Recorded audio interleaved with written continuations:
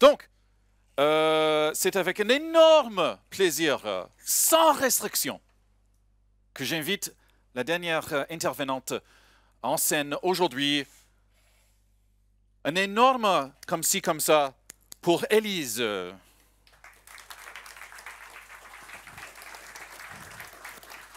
Bonjour à tous.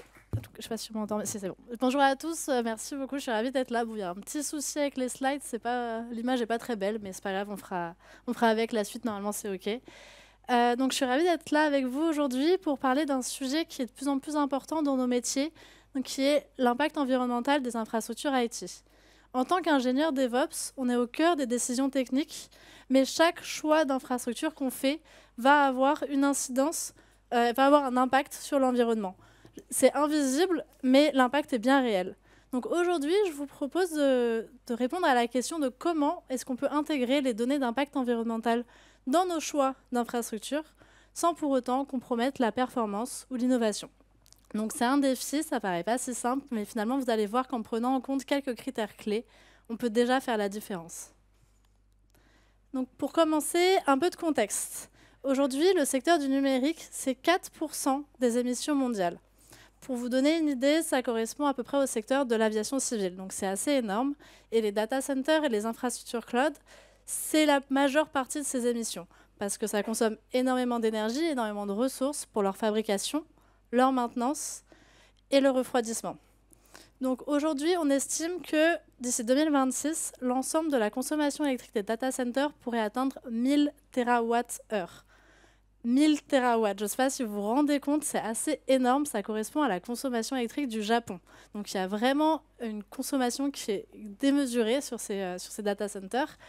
Et l'intelligence artificielle qui est arrivée là, ces quelques dernières années a fait exploser tous les chiffres. Par exemple, en 2023, Google a annoncé une augmentation de 48% de leurs émissions de gaz à effet de serre, en raison, donc c'est eux qui le disent, qui l'écrivent eux-mêmes dans leur rapport, en raison de l'augmentation de la demande énergétique causée par l'intensité accrue du calcul de l'IA.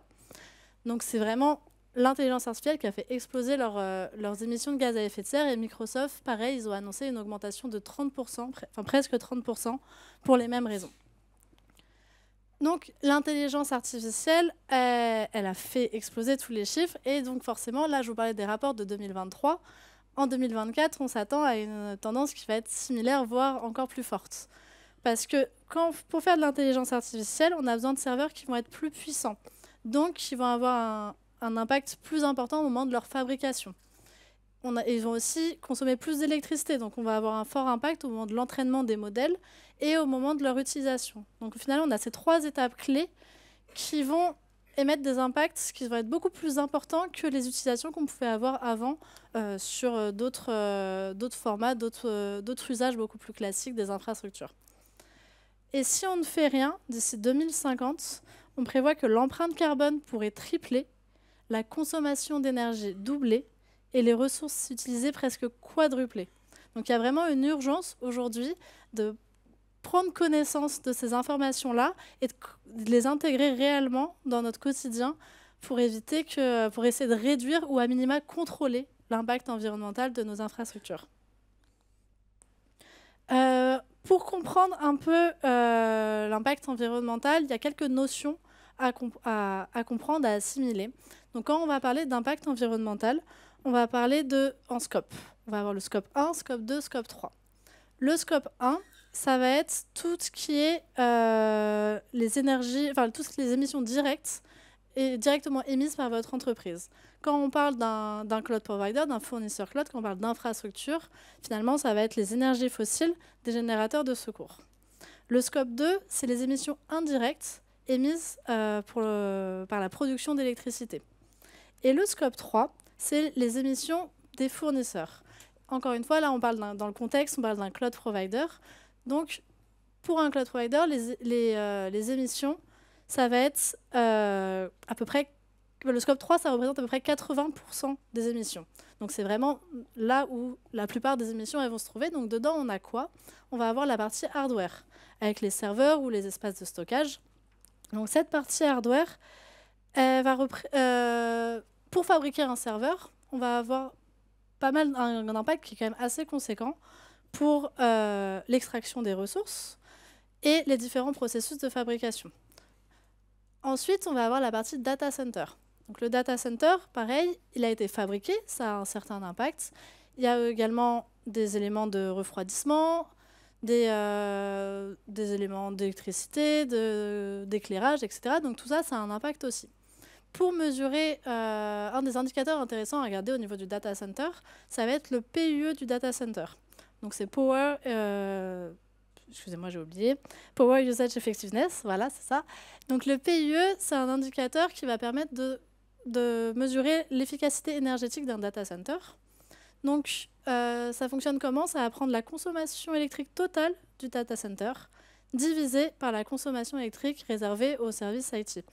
Donc, finalement, un PUE qui va être égal à 1, c'est un PUE où toute la consommation électrique du data center, elle va être redistribuée aux infrastructures IT, donc les serveurs ou les espaces de stockage. Ça, c'est l'idéal.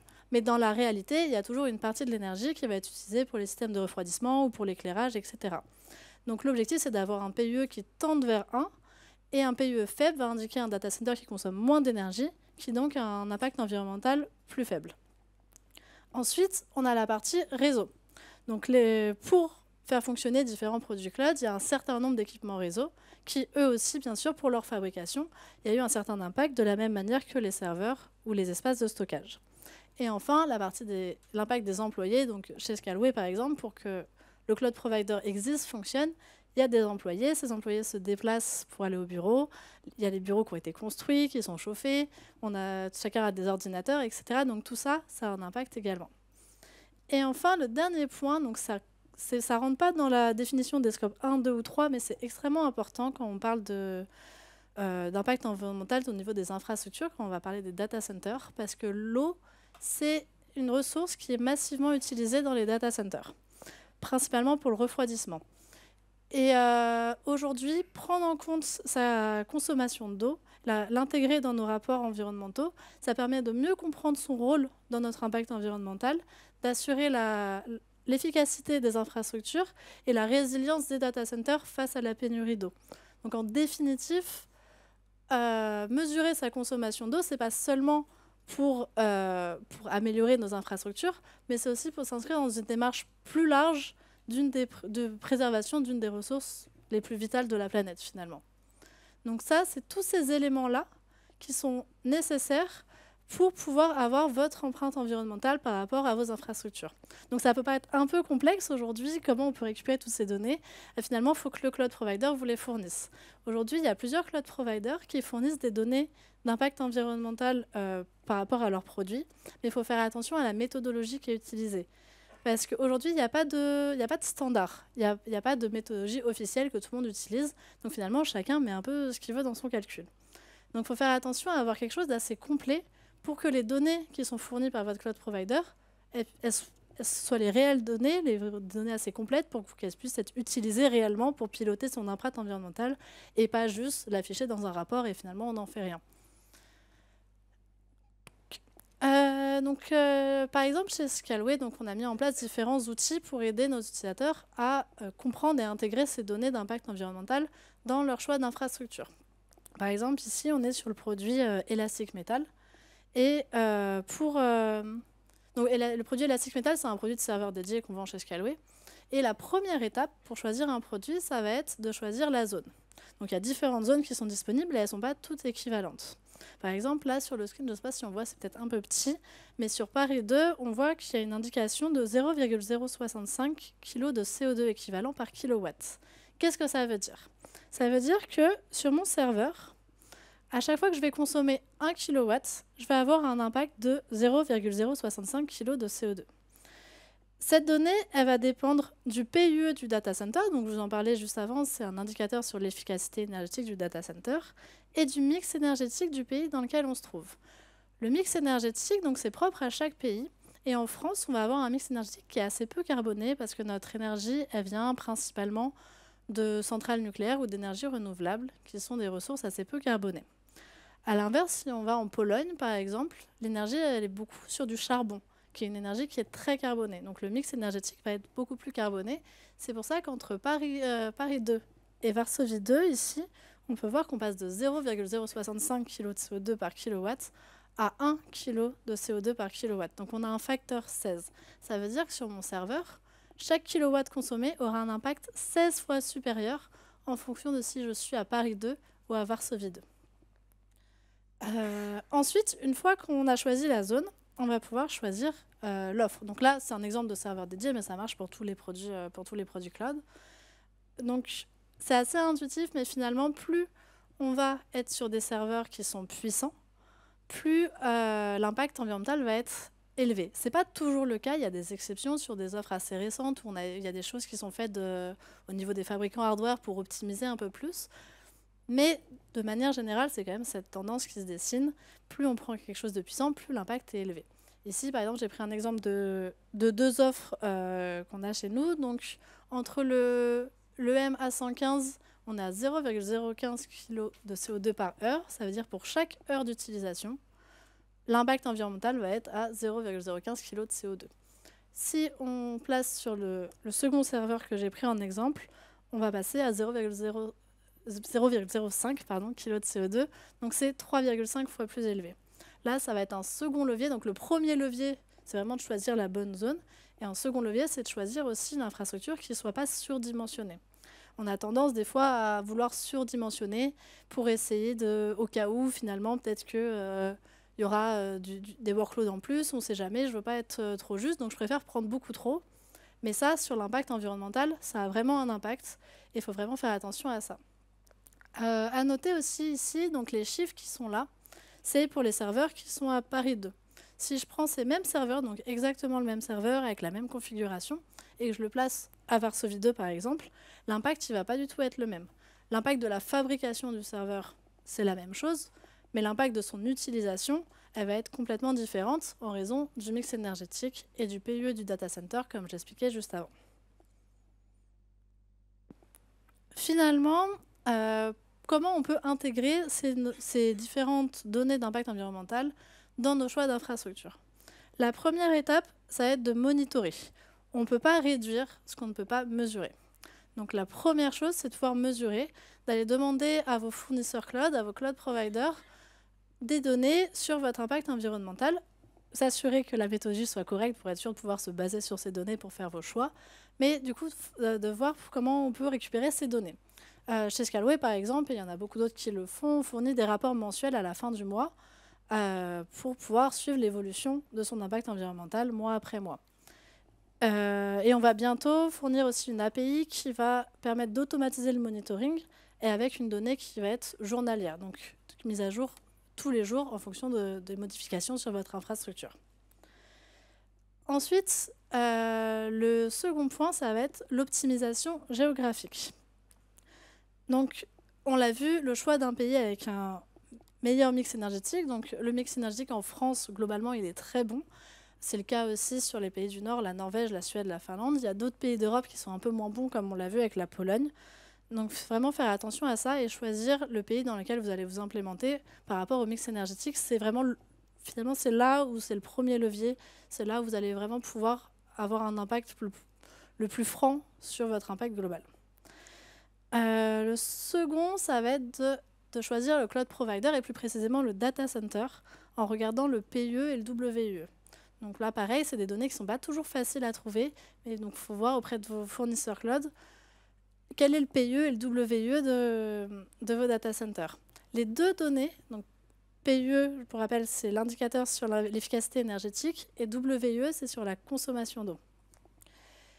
Ces deux données sont toutes les deux très importantes. Parfois, on va trouver des data centers qui vont présenter un PUE très intéressant, très faible. Ils vont mettre beaucoup en avant cette donnée sans jamais parler de leur consommation d'eau. Parce que souvent, ce n'est pas toujours le cas, il y a des exceptions heureusement, mais souvent un PUE faible, ça va impliquer qu'il y a une consommation d'eau qui peut être démesurée.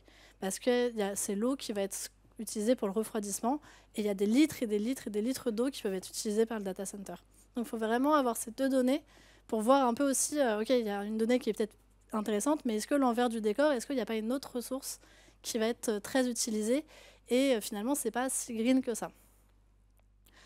Pour vous donner une idée ça devait être marqué sur les slides, mais j'ai pas la bonne version. Un PUE moyen en France, on est autour de 1,6. Et un WUE entre 0,2 et 0,5, c'est considéré comme assez déjà efficace et performant. Le WUE, finalement, ça va indiquer la quantité de litres d'eau qui va être utilisée par le data center pour chaque kilowatt consommé. Donc un PUE à 0,2, c'est qu'on a 2 litres d'eau consommés pour chaque kilowatt.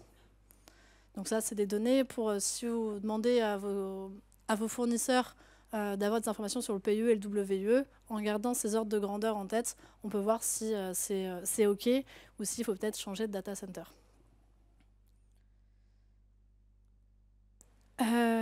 Ensuite, un troisième levier pour réduire votre empreinte, ça va être l'optimisation au niveau de l'architecture et de la construction de vos infrastructures. Donc j'en parlais avant, il ne faut pas surdimensionner ces infrastructures et plutôt bien étudier son besoin pour prendre des produits qui sont dimensionnés correctement par rapport à vos besoins et mettre en place l'autoscaling pour absorber la charge si c'est nécessaire. Ensuite, on a différentes études qui montrent que si on passe d'une infrastructure sur du serveur dédié vers du Kubernetes, on a une diminution de l'impact qui est entre 30 et 50%. Et si ensuite on passe du Kubernetes sur du serverless, on diminue encore son impact entre 20 et 50%. Pourquoi? Parce que finalement, quand on va être sur plus on va être sur des couches assez haut niveau, plus le hardware qui est en dessous, donc ce qui a réellement un impact, la partie physique, elle va être mutualisée et diluée sur les différents clients, sur les différents utilisateurs, sur les différents workloads. Donc l'impact environnemental va aussi être dilué. Donc ça va vous permettre de réduire votre impact environnemental. Et ça, c'est des choses, c'est assez compliqué finalement, on sait, de migrer quand il y a des choses qui sont établies, qui sont un peu legacy. Mais si on a ça en tête dès la création de son infrastructure, ça peut être plus simple de vraiment, by design, réfléchir à ces données, réfléchir à ces informations pour, dès le début, avoir une infrastructure qui soit avec un impact faible by design. Un autre point qui n'est pas noté ici, mais sur le stockage aussi, c'est pas toujours nécessaire de faire du stockage à chaud. On peut faire du cold storage parfois et ça a un réel impact aussi. Le cold storage va consommer beaucoup moins d'énergie que du stockage à chaud. Donc quand c'est possible, mettre sur du stockage à froid, ça peut aussi être un move intéressant pour réduire votre impact environnemental. Et le dernier point, quatrième, c'est plutôt sur la partie software. Je l'ai mis en dernier parce que généralement, quand on va parler d'impact environnemental et de réduire son impact environnemental, la plupart des personnes vont avoir en tête la notion software, de comment mettre en place des pratiques de Green IT pour que mon code finalement consomme moins d'électricité et réduire mon impact environnemental comme ça. C'est très bien, je ne dis pas qu'il ne faut pas le faire, au contraire, c'est super, faut le faire, mais ce n'est pas là où on va avoir le plus d'impact. Finalement, ce qui est le plus important, c'est toute la partie infrastructure. Donc les points que j'ai donnés avant, être dans un pays avec un mix énergétique qui va être assez faible, faire attention à la consommation électrique et à la consommation d'eau du data center, et choisir ces produits d'infrastructure qui soient sizés correctement, dimensionnés correctement, et aller de plus en plus vers des couches, quand c'est possible, des couches plus haut niveau où c'est plus mutualisé. Mais ensuite, une fois qu'on a fait ça, que son infrastructure elle est OK, évidemment qu'il y a aussi des choses qui peuvent être faites au niveau software, notamment en choisissant des langages qui sont plus efficaces, comme le C ou le Rust, par exemple. Il y a d'autres choses aussi qu'on peut faire, par exemple de mettre plus de choses en RAM pour limiter la quantité de cycles CPU et du coup limiter la consommation électrique du CPU. Il n'y a pas que le CPU qui consomme sur un serveur, mais c'est quand même une bonne partie. Donc c'est des choses qui peuvent être très intéressantes pour réduire la consommation électrique de vos différents process. Finalement, pourquoi tout ça c'est important? C'est pas juste une démarche éthique ou pour répondre à la demande de vos actionnaires ou de vos clients, mais intégrer des données d'impact environnemental dans vos choix d'infrastructure, c'est aussi une opportunité. Une opportunité de réduire les coûts opérationnels à long terme, une opportunité de se positionner comme un leader sur le marché où aujourd'hui la durabilité c'est quand même un facteur de différenciation qui est de plus en plus intéressant d'un point de vue business aussi. Et enfin, c'est une opportunité de construire un numérique responsable qui a un avenir durable. En tant qu'ingénieur DevOps, les choix qu'on va faire vont avoir un effet d'entraînement. Et finalement, prendre en compte ces données d'impact environnemental dans nos choix d'infrastructure, c'est pas seulement pour réduire l'impact, mais ça va aussi favoriser l'innovation. Et aujourd'hui, on peut tous se dire, OK, on est en capacité de prendre en compte ça by design dans nos prochains déploiements, d'en faire un standard. Et on peut, je pense, tous ici dans cette salle, apporter un peu notre pierre à l'édifice pour essayer de construire ce numérique responsable et cet avenir durable. Donc, je vous invite à vous poser tous cette question sur quels indicateurs vous pouvez intégrer dès aujourd'hui pour rendre vos projets DevOps plus durables. Je vous remercie pour votre attention et j'ai hâte de répondre à toutes vos questions.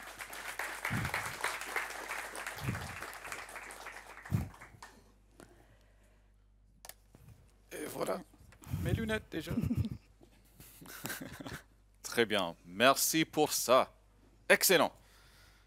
C'est vrai que les questions, tout ce qui est autour de l'environnement, tout ce qui est autour de Green AI, Green IT et Green AI, c'est des questions extrêmement pertinentes en ce moment. Donc, merci d'avoir pris le temps de partager avec nous. On a quand même des questions de l'audience, ce qui est normal. Voilà, alors je vais les poser. Ah, ça bouge un petit peu, mais voilà, OK. En l'absence de contraintes fortes, rien n'incitera les gens à réduire leur empreinte environnementale, sauf le signal de prix. Alors, qu'est-ce qu'on peut faire pour jouer avec cette tendance assez naturelle? Effectivement, le prix reste, je pense, un des critères principaux. Ce qu'on constate chez Scaleway, c'est qu'on a de plus en plus de clients et d'appels d'offres qui vont demander, qui vont avoir des exigences précises sur ces critères environnementaux. Donc, il y a quand même, au niveau du marché, il y a quand même de plus en plus de personnes, de plus en plus d'entreprises qui vont s'intéresser à ces sujets-là. On a des clients qui, beaucoup des startups, mais qui ont vraiment intégré dans leur ADN, dans la création de leur startup, de prendre en compte toutes ces données d'impact environnemental. Et c'est super rassurant pour l'avenir parce que c'est des choses qui existent. C'est encore en marge, mais ça existe de plus en plus. Et ça force aussi des acteurs à devoir s'adapter aussi au marché, à cette nouvelle exigence des clients. Et finalement, je pense que c'est surtout comme ça que ça peut se faire. Il y a une nouvelle réglementation européenne, vous en avez peut-être entendu parler, la CSRD, qui oblige les entreprises à fournir des rapports environnementaux. Le fait de fournir des données, ça va, j'espère, peut-être pas, mais ça va inciter les clients à les lire et à peut-être prendre aussi ces critères environnementaux dans leurs critères de décision pour choisir un fournisseur ou un autre. Donc là, on parle de cloud provider, mais c'est pareil pour tous les domaines. D'accord. Ben, ça répond déjà à la prochaine question qui a été posée. Est-ce qu'il y a une réglementation qui arrive ou qui existe déjà pour obliger la transparence sous ces indicateurs? Il y en a d'autres. Donc je parlais de la CSRD, mais il y a aussi donc la CSRD, c'est d'un point de vue européen. Et côté français, il y a la loi SREN qui est sortie aussi. Donc là, c'est plus sur les cloud providers. Qui impose aux différents cloud providers de fournir des données sur l'impact environnemental des différents produits. Alors, il y a un décret qui devait sortir cet été avec les modalités, mais il y a eu un peu de bouleversement côté gouvernement français. Donc, le décret n'est pas encore sorti, mais il ne devrait pas tarder. Et il y en a un autre en cours. Donc, j'espère que le décret, pour avoir les dates d'application, etc., sortira. Pour l'instant, il n'est pas encore sorti, mais ça ne devrait pas tarder. Ça devrait pas tarder. Très bien. Enfin, c'est ce qu'on m'a dit. Après, moi, je ne suis pas au gouvernement, donc je ne sais pas. Bon, ça va prendre peut-être 51 jours spécifiquement. D'accord. Voilà.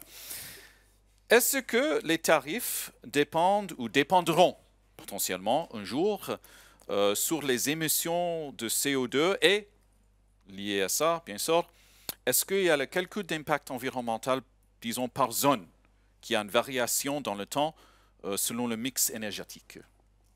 Donc la première partie de la question, est-ce que les tarifs dépendent de ça? Aujourd'hui, chez Scaleway, ce n'est pas le cas. Et ce n'est pas prévu de l'être. Après, je ne peux pas dire dans 10 ans ce qui se passera, mais pour l'instant, ce n'est pas du tout prévu de changer les tarifs en fonction des critères environnementaux. Et ensuite, sur la seconde partie de la question qui était, j'ai oublié. Je l'ai déjà archivé. Voilà. Je sais plus. Ah oui, sur le mix énergétique. Sur les informations par zone, donc on fournit des rapports mensuels avec l'impact environnemental de votre organisation sur le mois. Et aussi, dans ces mêmes rapports, on va avoir un détail, un split par zone, par produit par projet et par ressource. Donc, on va vraiment pouvoir voir quelle zone, si on a le même, on va tout de suite se rendre compte si on a le même produit sur une zone à Paris ou sur une zone en Pologne, on va tout de suite se rendre compte que la Pologne va avoir un impact beaucoup plus fort en raison du mix énergétique. Très bien, très bien. Bon, je vais poser une question. C'est limite troll, mais je pense que ça vaut, parce que c'est intéressant. Très bien. Voilà. Vaut-il mieux boycotter l'IA pour ne pas pousser la demande ou au contraire les utiliser à fond pour rentabiliser au maximum la phase d'apprentissage? Une question compliquée. Effectivement, aujourd'hui, on parle beaucoup, si vous allez dans des conférences qui parlent d'IA, on va beaucoup entendre parler d'IA frugale ou de choses comme ça. En réalité, effectivement, la meilleure façon de faire de l'IA frugale, c'est de ne pas l'utiliser. C'est vraiment ça a un impact environnemental qui est assez important. Pour vous donner une idée, si on regresse sur la partie serveur dédié où je vous présentais les chiffres, un serveur classique va avoir une consommation électrique, une puissance électrique à peu près autour de 80 watts, 100 watts. Un serveur GPU, là, on vient de sortir des offres GPU. Je ne dis pas qu'il ne faut pas les utiliser, mais il faut quand même avoir en tête l'offre GPU, l'impact, la puissance électrique, elle est de 900 watts. Donc on passe de 80 watts, voire 7 watts pour des offres vraiment optimisées, à 900 watts. Donc vraiment, on est sur des échelles qui sont clairement pas les mêmes. Donc tout ce que je peux dire, c'est qu'aujourd'hui, ça fait de plus en plus partie de nos vies et parfois on est obligé de... Enfin, on est obligé. D'un point de vue business, en tant qu'entreprise, passer à côté de l'IA, c'est peut-être pas la meilleure solution non plus. Mais il faut vraiment faire attention, et encore plus quand on parle d'IA, à ce que je vous expliquais avant, de choisir les bons pays, un data center qui consomme peu, et bien sizer et pas prendre des choses. Après, souvent, le prix fait que de toute façon, on size correctement, mais il faut quand même faire attention à ça parce que d'un point de vue impact, pour le coup, c'est vraiment décuplé. Excellent. Bon, merci d'avoir répondu à ces questions et surtout merci d'être venu parmi nous pour échanger et nous élucider sur un sujet important. Merci. Et voilà, très malheureusement, ça se termine pour aujourd'hui. Je sais, on a... Oups, tu l'as déjà flippé, comme un ninja. Merci d'avoir venu aujourd'hui. On a beaucoup appris, ce qui est l'idée d'être ici, bien sûr. J'espère que vous avez eu l'opportunité aussi d'échanger, de poser des questions, d'avoir des réponses. Et si la réponse c'est non, je n'avais pas eu l'opportunité, le truc qui est bien, c'est qu'on a une autre opportunité demain, parce qu'on va se regrouper ici demain encore à 9h30 pile pour une autre journée remplie d'échanges et de merveilles. Voilà. Donc, merci encore et à demain. Au revoir.